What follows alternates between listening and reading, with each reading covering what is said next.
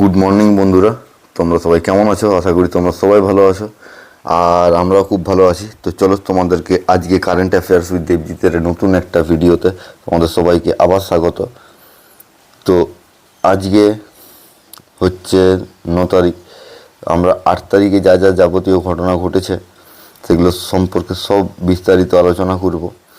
তো তোমরা যারা নতুন আছো এই চ্যানেলে, তারা কিন্তু কারেন্ট অ্যাফেয়ার্স উইথ দেবজিৎ এই চ্যানেলটাকে সাবস্ক্রাইব করে দিও আর বেল বাটনটাকে প্রেস করে দিও, কারণ এখানে কম্পিটিটিভ এক্সামসের সঙ্গে রিলেটেড যাবতীয় কোশ্চেন অ্যান্সার সাথে ব্রিফলি ডেসক্রিপশন এই চ্যানেলে আসতেই থাকে। তো অবশ্যই চ্যানেলটাকে ভিডিওটাকে লাইক করে দিও, কমেন্ট করো, আর যাদের তোমাদের প্রয়োজনীয় যে সকল বন্ধুরা আছে, যাদের দরকার তোমার মনে হয় যে এই ভিডিওটা দেখলে তারা উপকৃত হবে, অবশ্যই তাদের সঙ্গে কিন্তু শেয়ার করে দিও। আজকে যে জিনিসটা নিয়ে আলোচনা করা হবে সেটা হচ্ছে 8 তারিখের যাবতীয় কম্পিটিটিভ এক্সামসের জন্য যে সকল কারেন্ট অ্যাফেয়ার্স আছে, সাথে র্যাপিড একটা সেকশন বার করে দিয়েছি আমি। Rapid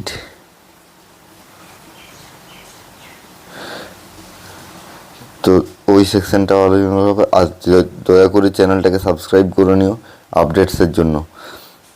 national commission for minorities বা NCM is a statutory body under which ministry?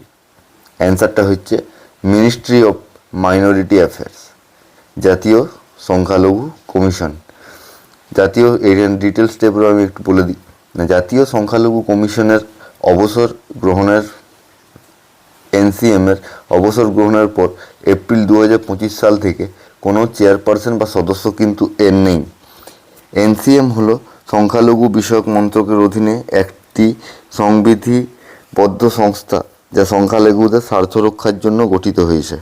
ঠিক আছে, এটি 1978 সালে সংখ্যালঘু কমিশন হিসেবে উত্থিত হয়েছিল এবং 1992 সালের জাতীয় সংখ্যালঘু কমিশন আইনের অধীনে সংগঠিত হয়ে ওঠে। NCM সংখ্যালঘুর কল্যাণে কেন্দ্রীয় ও রাজ্য সরকারকে পরামর্শ দেয় এবং সংখ্যালঘু সম্প্রদায়ের মধ্যে আস্থা তৈরি করে। এটাই হচ্ছে এর রোল। হোয়াট ইজ দ্য পেথিয়া ডিব্রুগড় হেন্সিস that was recently seen in news? তো এখানে বলছে যে পেথিয়া ডিব্রুগড় হেন্সিস রিসেন্টলি নিউজে দেখা গেছে এই ওয়ার্ডটা। তো এটা কি না, এটা হচ্ছে একটা মাছ। ঠিক আছে, তো বিজ্ঞানীরা সম্প্রতি আসামের ডিব্রুগড় আসামের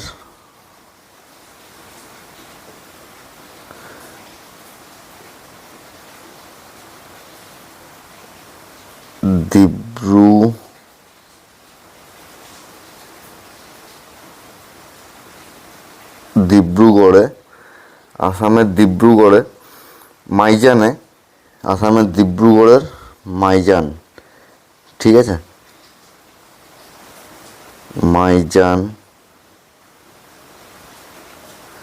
মাইজানে ব্রহ্মপুত্র নদীতে পেথিয়া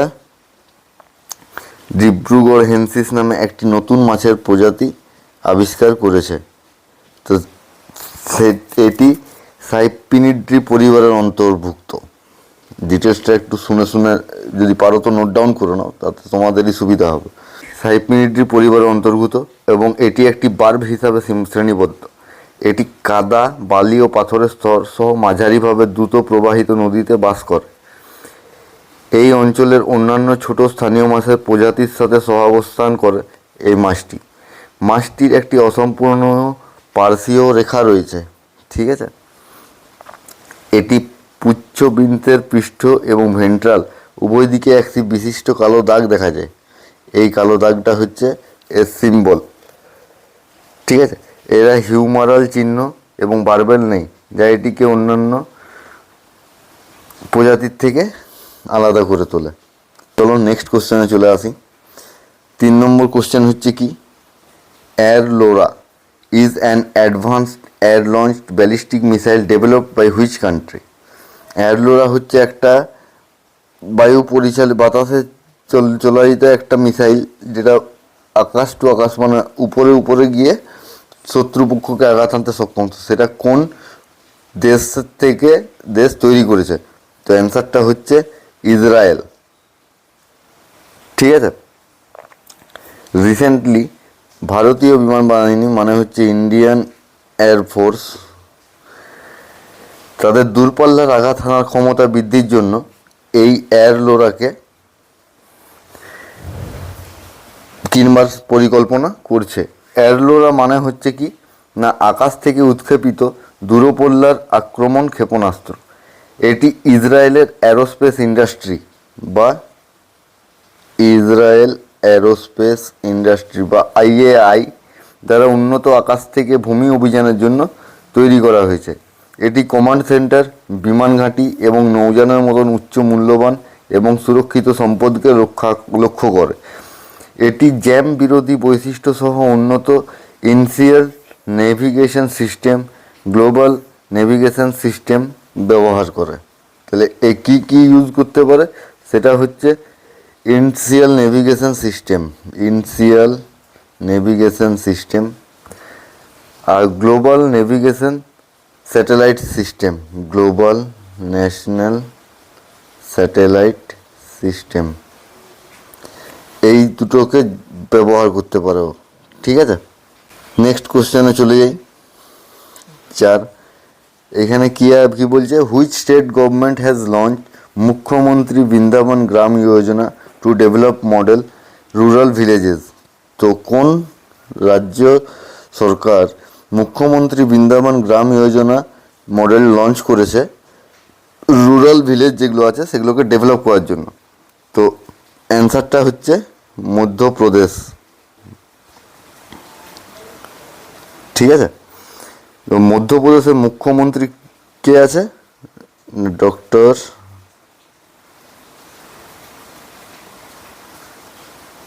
মোহন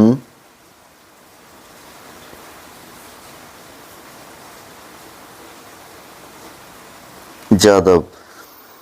তো মধ্যপ্রদেশের মুখ্যমন্ত্রী ডক্টর মোহন যাদব এর নেতৃত্বে মন্ত্রিসভা আগামী আদর্শ গ্রাম উন্নয়নের জন্য মুখ্যমন্ত্রী বৃন্দাবন গ্রাম যোজনা অনুমোদন করেছে। কমপক্ষে 2000 লোক এবং 500টি গবাদি পশুর গ্রামগুলিকে বৃন্দাবন গ্রাম হিসেবে গড়ে তোলা হবে। কমসে কম 2000 লোক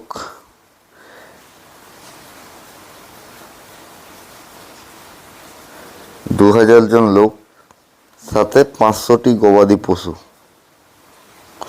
যে গ্রামগুলোতে আছে সেগুলোকে বৃন্দাবন গ্রাম হিসেবে গড়ে তোলা হবে। এই প্রকল্পটি গরু পালন, জৈব চাষ, সৌরশক্তি, জল সংরক্ষণ এবং গ্রামীণ উদ্যোক্তাদের উৎসাহিত করে। 3 বছরের জন্য বার্ষিক 1.05 কোটি টাকা 1.05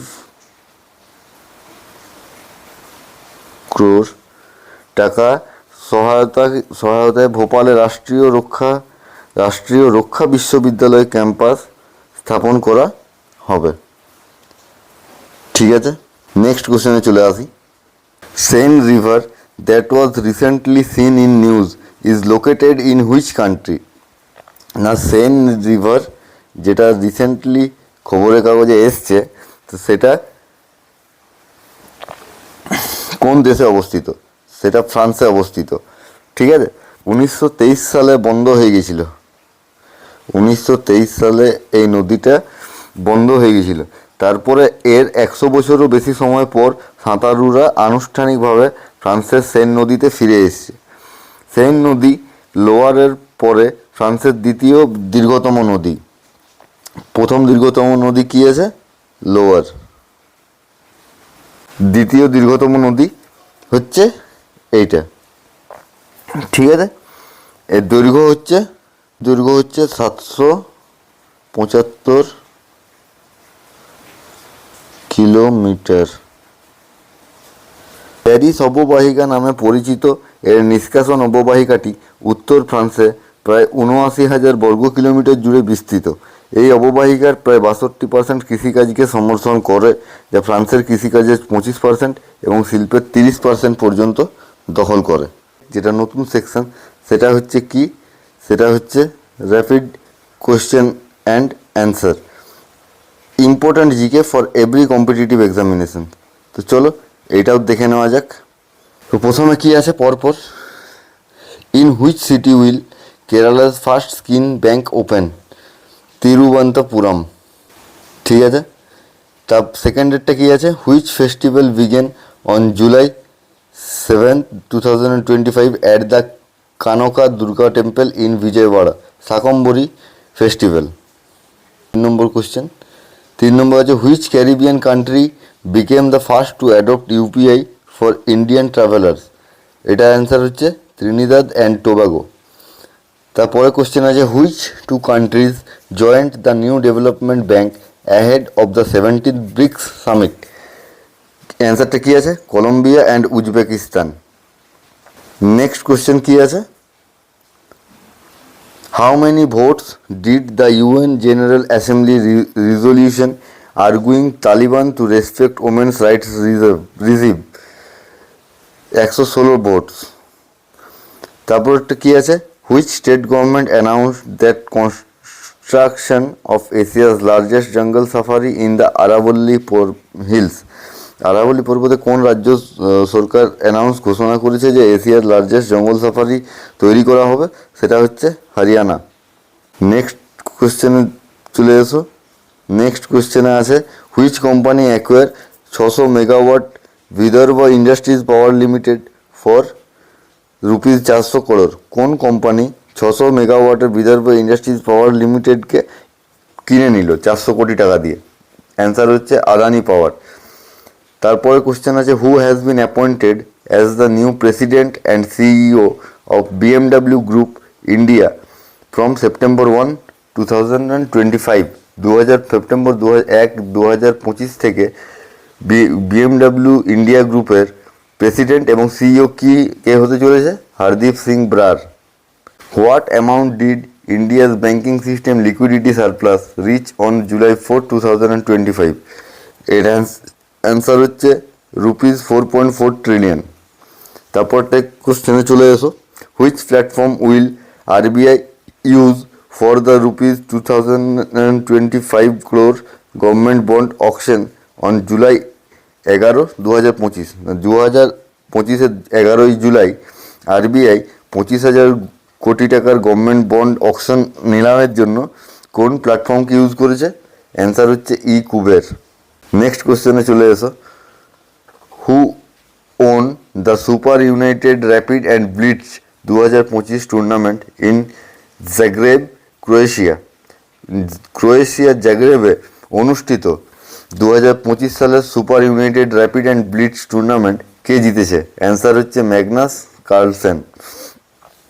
নেক্সট কোশ্চেন হচ্ছে which Indian javelin thrower won the inaugural Neeraj Chopra classic 2025 in Bengaluru, কোন ভারতীয় জ্যাভলিন ছোড়া মানে জ্যাভলিন যারা ছুড়ে তাদেরকে বলা হয় জ্যাভলিন থ্রোয়ার। তো জ্যাভলিন থ্রোয়ার কোন ভারতীয় javelin thrower Neeraj Chopra classic 2025 যে অনুষ্ঠিত হয়েছিল বেঙ্গালুরুতে, সেটা কে জিতেছে না নীরজ চোপড়া নিজেই, ঠিক আছে, অ্যান্সার হচ্ছে নীরজ চোপড়া। নেক্সট কোশ্চেনে চলে এসো, which IPL team became the most valuable franchise in 2025 at $269 million, আইপিএলে 2025-এর আইপিএলের কোন দল সবথেকে বড় ভ্যালুয়েবল ফ্র্যাঞ্চাইজি হিসাবে পরিগণিত করা হয়েছে, যার মূল্য হচ্ছে $269 million, অ্যান্সারটা হচ্ছে Royal Challengers Bangalore. Which veteran archaeologist receive the Tamil wiki Suran award in Madurai, কোন নামকরা archaeologist Tamil wiki Suran award যেটা মাদুরাইয়ে অনুষ্ঠিত হয়েছে সেটা কে জিতেছে, V Vedachalam. Which Nigerian football legend and 1994 AFCON winner passed away at 61 on July 4, 2025, 4ই জুলাই 61 বছর বয়সে কোন নাইজেরিয়ান ফুটবল লেজেন্ড যে 1994 সালে অ্যাফকন উইনারও পেয়েছিল তার নাম কি, বা কে সেই ফুটবল প্লেয়ার, তার নাম হচ্ছে পিটার রুফাই। তারপরে কি আছে, which day was celebrated on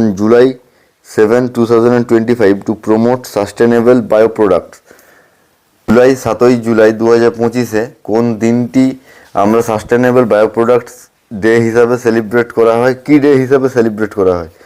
না, অ্যান্সার হচ্ছে world bio products day. Which language day was observe on 7ই July as declared by UNESCO in 2022? কোন ভাষা দিবস 7ই জুলাই অবজার্ভ করা হয়? 7ই জুলাই কোন ভাষা দিবস অবজার্ভ করা হয় যেটা ইউনেস্কো 2022-এ চালু করেছিল? অ্যান্সারটা হচ্ছে ওয়ার্ল্ড সোয়াহিলি ল্যাঙ্গুয়েজ ডে, বিশ্ব সোয়াহিলি ল্যাঙ্গুয়েজ ডে হিসাবে।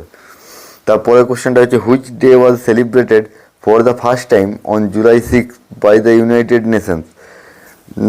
6ই জুলাই ইউনাইটেড নেশনস দ্বারা কোন দিন প্রথমবার সেলিব্রেশন করা হলো? সেটা হচ্ছে ওয়ার্ল্ড রুরাল ডেভেলপমেন্ট ডে। এইটাই ছিল আজকের র্যাপিড কোশ্চেন অ্যান্ড অ্যান্সার। ঠিক আছে, তো আশা করি বন্ধুরা তোমরা যারা এই ভিডিওটা দেখছো তারা অনেকটাই উপকৃত হবে, যারা কম্পিটিটিভ এক্সামসের জন্য প্রিপারেশন নিচ্ছ তাদের জন্য। তো যারা অবশ্যই ভিডিওটা দেখছো ও ফলো করছো তারা কিন্তু অবশ্যই চ্যানেলটাকে সাবস্ক্রাইব করে দিও, পাশে থেকো, আমাদের এই ছোট্ট পরিবারটাকে বড় হতে সাহায্য করো। তো চলো বন্ধুরা, আজ আর বেশি বড় করছি না, ভিডিওটা এখানে শেষ করছি। তোমরা সবাই সাথে থেকো, ভালো থেকো। পরের একটা নতুন ভিডিওতে তোমাদের সঙ্গে দেখা হচ্ছে। তো চলো, ততক্ষণ পর্যন্ত টাটা।